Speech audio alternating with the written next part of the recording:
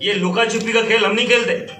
और जो ब्राह्मण राजपूत की लड़ाई की बात करते तो मैं एक चीज आपको बोलना चाह रहा हूं, गुरु गोविंद दोनों खड़े काकुल आगे पाए, बलिहारी गुरु आपने गोविंद दियो बताए। हम गुरु मानते हैं जिस जाति के व्यक्तियों को जिसको सबसे ज्यादा सम्मान हमने दिया है, और अगर जिसके मन में राम है वो हमारे गुरु हमेशा रहेंगे। ताउम्र जब तक ये धरती रहेगी क्षत्रिय का गुरु ब्राह्मण ही रहेगा, और जिसके मन में रावण है उसका सर कटेगा, चाहे वो किसी भी जाति बिरादरी का हो और चाहे वो कोई सी भी रावण सेना चलाता हो, उसको चौराहे पे लटकना पड़ेगा। महात्मा बुद्ध की इस धरती पर आपके सामने अनाउंस करके जाते हैं, हम बुद्ध की, हमारे पूर्वज, हम उनकी इज्जत करते हैं। पर अगर हमारी बातों को नहीं माना गया तो हम लोग रोडों पे निकलेंगे, सड़कों पे आएंगे, पटना को घेरेंगे। जल्द से जल्द उन हत्यारों को फांसी दो। मनोज सिंह जो छठा व्यक्ति एक बचा, उस परिवार का एक ही चश्मो चिराग बचा है। पूरे बिहार की जिम्मेदारी होनी चाहिए थी कि फौजी के परिवार में केवल एक व्यक्ति बचा है, उसको एयरलिफ्ट करके दिल्ली भिजवाया जाए। अगर यही कोई नेता के अगर पेड़ में मोच भी आ जाती है तो पूरे का पूरा देश उनको देखने लग जाता है कि देखो ममता दीदी के पैर में मोच आ गई है। हमारे तो यहां लोग चले गए भाई। एक मां का बेटा चला गया, एक पत्नी का पति चला गया, एक बेटी का बाप चला गया, उनको वो कौन लाके देगा? कोई कहीं पे न्यूज नहीं, कोई कहीं पे बात नहीं।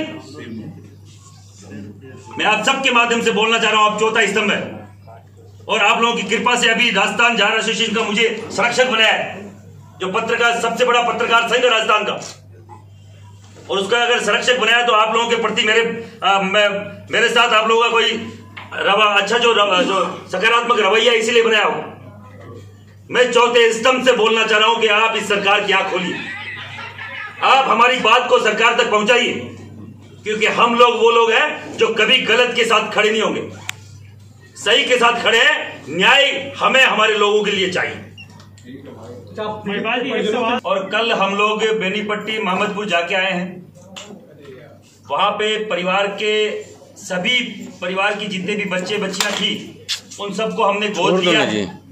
उनकी शैक्षणिक, उनकी पारिवारिक जो भी आने वाली गतिविधियां हैं, जो भी उनके परिवार में कोई शादी ब्याह कुछ भी होगा, वो उसकी जिम्मेदारी करणी सेना की रहेगी। हमारे प्रदेश अध्यक्ष बीके सिंह जी यहाँ विराजमान है, और मैं आपके मार्फत बोलना चाह रहा हूं कि उसके बाद में हमें बदनाम करने के लिए जो साजिश रची गई है, उसमें करणी सेना को बदनाम करने की जो भी साजिशें हैं उनको मैं अलर्ट करना चाह रहा हूं कि ये करने से पहले आप सोच लें कि करणी सेना जो भी बोलती है छाती ठोक के बोलती है।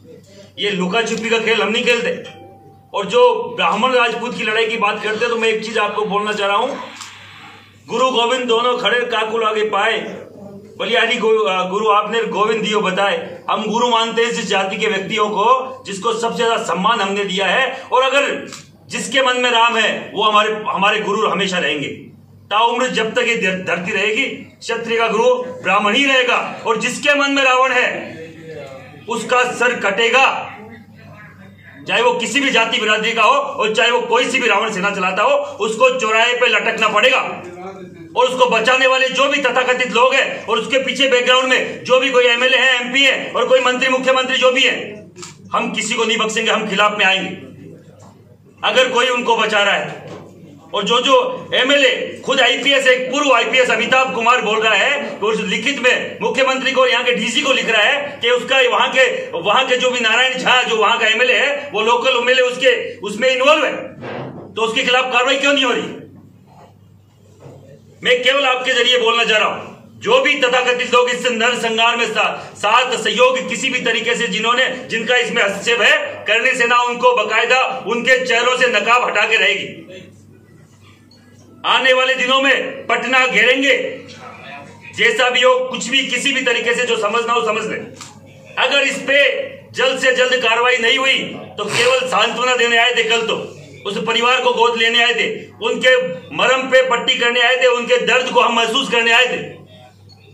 दर्द दिल में है और वो सड़कों पे आया तो लोगों के लिए ठीक नहीं होगा, किसी के लिए ठीक नहीं होगा, उन राजनीतिक पार्टियों के लिए, उन समाज सरकार के नुमाइंदों के लिए जो किसी को बचाने का काम कर रही है। इतना बड़ा एक फौजी को मार दिया जाता है उसको गोली मारने के बाद उसके पेट में बाकायदा कटार चला के उसके पेट को फाड़ दिया जाता है, उसकी हथड़ियां बाहर निकाली जाती है, उनके बच्चों के सामने उनकी आंख को बाहर निकाला जाता है, और आज तक कोई बड़ा आदमी बोलने को तैयार नहीं है। क्या ये हमारी गलती है कि हम क्षत्रिय समाज से, हमें दलित समाज से होना चाहिए था? दलित हमारे भाई है, कोई दिक्कत नहीं, उनकी कोई प्रोग्राम को कोई भी किसी भी उनकी कोई दिक्कत कोई सुनता, हमें उससे कोई अफसोस नहीं है, पर हमें समानता के अधिकार के साथ भारत में जीने का अधिकार है कि नहीं है? क्या इस स्वतंत्र भारत में जिसने 562 रियासतें जिस जाति समाज के व्यक्तियों ने इस भारत के निर्माण के लिए दी, क्या हमें यह भी अधिकार नहीं है? इन अधिकारों का हनन क्यों किया जा रहा है? क्या केवल एक जाति बची है पूरे देश में अत्याचार के लिए? एक मुट्ठी चने के लिए आदमी को मार दिया जाता है और कोई बोलने वाला नहीं है। एक मुट्ठी चने के लिए पटक पटक के तड़पा के मार दिया जाता है। आज तक संतोष कुमार की बात को उठाने वाला कोई नहीं है। क्यों? कहां गए वो नुमाइंदे?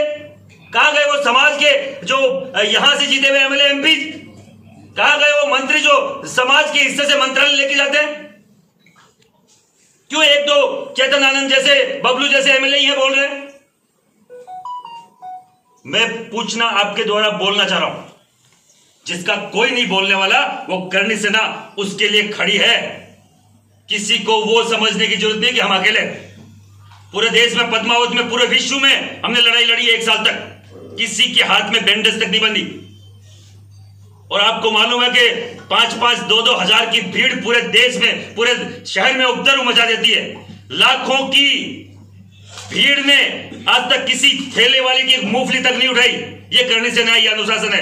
15 सालों में आज तक लाठीचार्ज नहीं हुआ, ये करने से नहीं अनुशासन है। और ये अनुशासन कालू साहब की देन है, हमारे खून में वो बहते हुए उस रक्त की देन है, जो हजारों साल से इस देश के लिए जाति संप्रदाय का कोई यहां कोई गलत बोलने की बात करता है, जहर घोलने की बात करता है, तो मैं आपको पूछना चाह रहा हूं, हर एक जाति बिरादरी का अपना अपना काम धंधा है। हजारों साल से अगर क्षत्रिय ने अपना काम लिया, वो मरने का काम लिया। बोल रहे हैं कि वहां के दोनों एमएलए इसमें हैं, और वहां जो लोग बोल रहे हैं कि नेपाल से उनको गिरफ्तार किया गया है, तथाकथित लोग जो वहां के लोकल लोग हैं वो बोल रहे हैं कि नारायण झा जो वहां का एमएलए है उसके घर से, उसके फार्म हाउस से उसको गिरफ्तारी हुई है, और ये पूरे बाकायदा एक सोची समझी साजिश के तहत हुआ है। और वो भी क्या बोलिए, विनोद नारायण झा? विनोद नारायण झा, हाँ जी।